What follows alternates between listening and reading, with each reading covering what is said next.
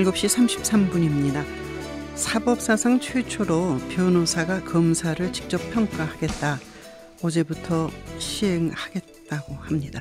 하고 있는지 모르겠습니다. 서울지방변호사의 변환봉 사무총장을 만납니다. 안녕하십니까? 안녕하세요. 네, 이게 어떤 내용인지 좀 설명해 주십시오. 우리 형사소송법에 의하면 검사는 수사의 주체가 되고 있고 또 기소 독점주의, 기소 편의주의라고 해서 기소에 대한 여부도 검사가 전적으로 결정을 하고 있습니다. 네네. 이렇게 수사와 공판, 기소 과정에서 막강한 직무 권한을 행사하는 검사에 대해서 네. 외부에 대한 견제가 미흡하다라는 지적이 있어 왔고 또 많이 사례가 줄긴 했었지만 네. 검찰의 그 부당한 수사 관행에 대한 목소리가 여전히 남아있기 때문에 네. 이번에 그 사법 주체의 한 변호사들이 검사를 평가하겠다라는 것으로 대한변호사협회에서 시행하겠다고 발표한 것입니다. 네. 그런데 중요한 것은 피고인을 두고 이해관계가 대립하는 거 아닙니까? 그러니까 네. 변호사는 그 피고인을 위한 변호를 하고 검사는 그렇죠. 피고인의 잘못에 대해서 기소를 하거나 뭐 이렇게 하는 건데 네. 상대를 이렇게 평가하게 되는 건데 그 예. 평가의 공정성이나 객관성에 관해서 어떻게 그것을 확립할 것인가, 확보할 것인가라는 문제가 제기되는데요. 검찰에서도 내부적으로 아직 공식으로 발표는 하고 있지는 않지만 네. 그 한 반대 당사자인 변호사들이 검사를 평가한다는 것은 그 객관성이라든가 신뢰에 대해 문제가 있지 않겠느냐라는 얘기를 하고 있는 것으로 알고 있습니다. 네네. 그런데 이미 법관평가제 같은 경우에는 저희 서울지방변호사회가 시행하는 법관평가제는 이미 상당히 정착 단계에 들어섰다고 평가가 되고 있거든요. 네네. 그런데 법관평가제 결과를 보게 되면 참 재미있는 것이 오히려 자신에게 패소 판결을 한 판사에게도 그 재판장님의 진행에 대해서 우호적으로 평가하는 의견들이 상당히 많이 있습니다. 네네. 그러니까 반드시 자신의 진행한 사건에 있어서 반드시 승소를 해주거나 네. 자신에게 유리한 재판을 했다고 해서 법관평가에서 우수한 평가를 하는 것이 아니라 오히려 자신에게 불리한 패소 판결을 했다고 하더라도 그 과정에서 판사님께서 재판 진행을 네. 어떻게 했느냐에 따라서 평가를 해주고 계시거든요. 네. 이번에 검사 네. 평가 같은 경우에는 시민들이 하는 것이 아니라 법률 전문가인 변호사들이 하는 것입니다. 네. 그러니까 그런 측면에서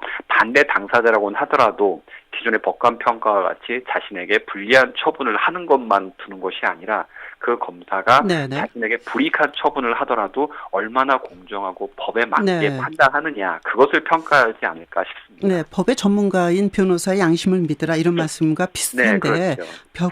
법관 평가제는 예를 들어 이제 판사를 평가하는 거 아닙니까? 네. 그러니까 검사의 그 논리 그리고 변호사의 네네. 그 변호 내용을 보고 이제 객관적으로 또 중립적 입장에서 하는 게 법관이라면 검사는 그렇죠. 변호사하고 맞서 있는 맞수란 말입니다.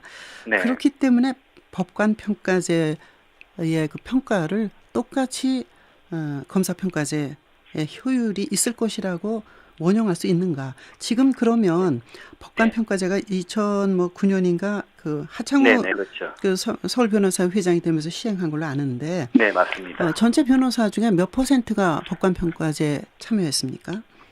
전체 변호사 중에 한 10% 정도가 법관 평가에 참여하고 있는 것으로 보여지고 있습니다. 네네.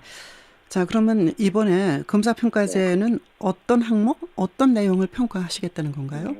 그것은 이제 대한변호사협회가 이제 시행하는 것이기 때문에 아직 구체적인 문항이 지금 공개가 되지는 않아서 말씀드릴 수는 없겠지만 네. 일단 수사 과정에서 형사소송법에 규정된 피의자의 권리라든가 변호인의 참여권을 얼마나 보장해 주는지 네. 그리고 수사 단계에 있어서 피의자들의 항변이라든가 관련된 증거를 어느 정도 받아주는지 네. 공직성과 청렴성, 공정성을 아마 위주로 판단하지 않을까 싶습니다. 네.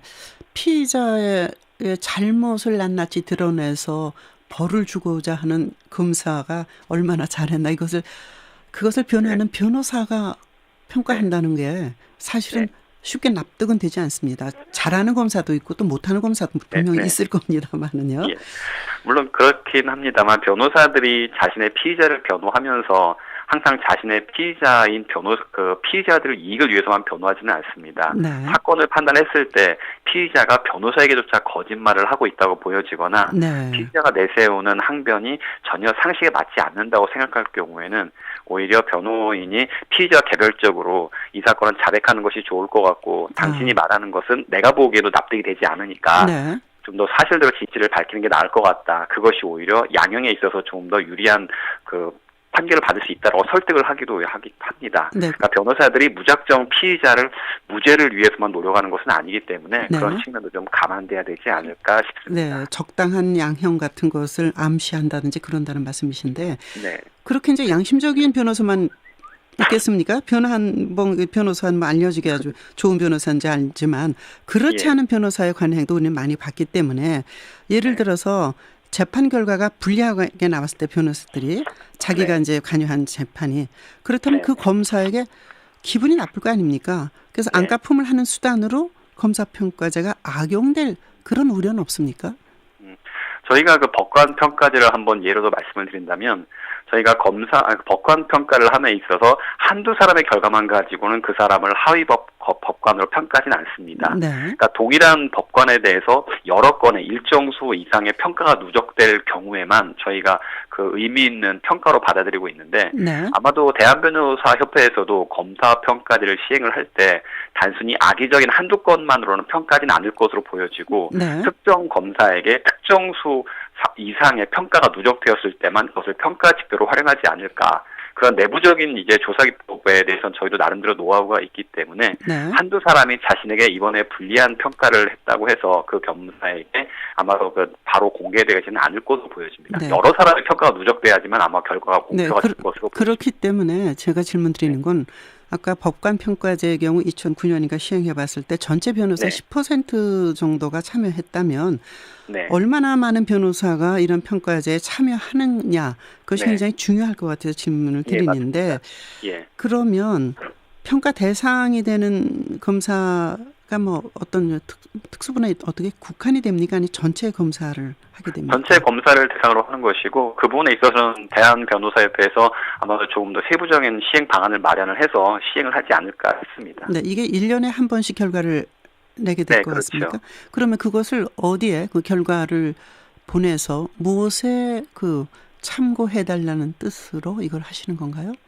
일단 대한변호사협회에서 발표하기로는 상위 검사들은 실명을 공개해서 칭찬을 하고 네. 하위 검사들에게 대해서는 그 명예훼손의 문제가 있기 때문에 네. 직접 개인이라든가 법무부에만 내부적으로 통보를 하고 그 잘못된 사례만 공표하는 식으로 지금 발표한다고 하고 있습니다. 네. 그리고 검찰청법 등 개정 등을 이제 입법 발의를 해서 네. 그다음에 이 검사 평가 결과가 검사들의 승진이라든가 인사에 반영될 수 있도록 하겠다고 네. 지금 발표를 하고 있습니다.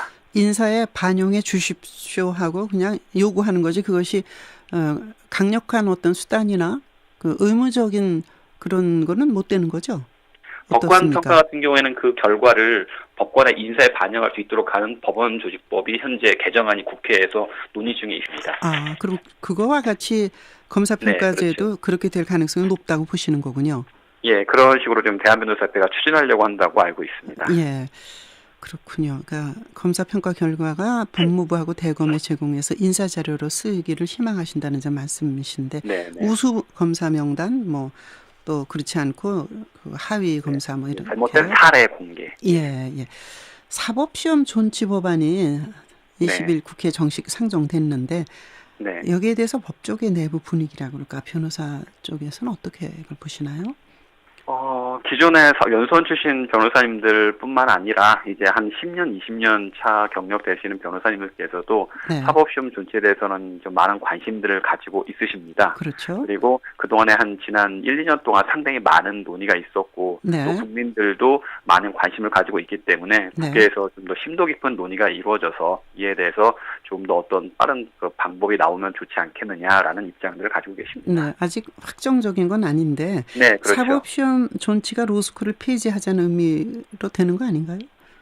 전혀 그렇지는 않습니다. 지금 네. 대한변호사협회나 서울지방변호사회 모두 로스쿨과 사법시험의 투트랙을 주장하고 있습니다. 네. 그러니까 결국 사법시험이 존치되게 될 경우에 로스쿨이 독점 체제에서 여러 가지 문제점이 지금 나오고 있는데 네, 로스쿨 네. 스스로도 개혁을 할 수가 있고 자체적으로도 여러 가지 문제점을 지적할 수 있다고 보여지고 있기 때문에 네, 네. 사법시험의 존치는 오히려 로스쿨의 강화를 가져올 수 있다라는 의견입니다. 네. 참 개천에서 용나는 공부 잘해서 네. 시험을 잘 봐서 된 게 이제 역사적으로 많이 있는데 사실의 네. 경우 로스쿨만 가지고는 되겠냐. 그런데 로스쿨은 네. 돈 안 들 것 같은데 로스쿨 가기 위해서 또 돈이 많이 든다. 시중에 이렇거든요. 좀 어느 쪽만 하는 게 좋은지 두 개를 다 양립하는 게 좋은지 국민들도 많이 생각하시는 것 같아요. 그렇죠?